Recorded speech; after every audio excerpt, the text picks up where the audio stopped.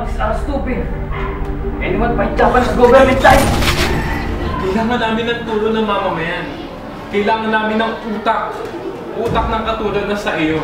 Ito na ang oras para tayo ay lumaban. Laban ang karayaan ng Pilipinas! Paglaban! Paglaban! Tignan mo yung mga yan! Handang-handa silang patayin tayo! Huminahon ka.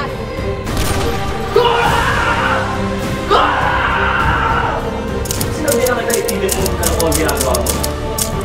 Kalungkuhan para sa'yo. May kabayanihan para sa nakararami. Alam ko kung anong pinasok ko, Diego. I request that the captured woman and her daughter be released. Hold! Hold! You people are like rats! Itatay na yung gentleman. Sign everything or I will kill her!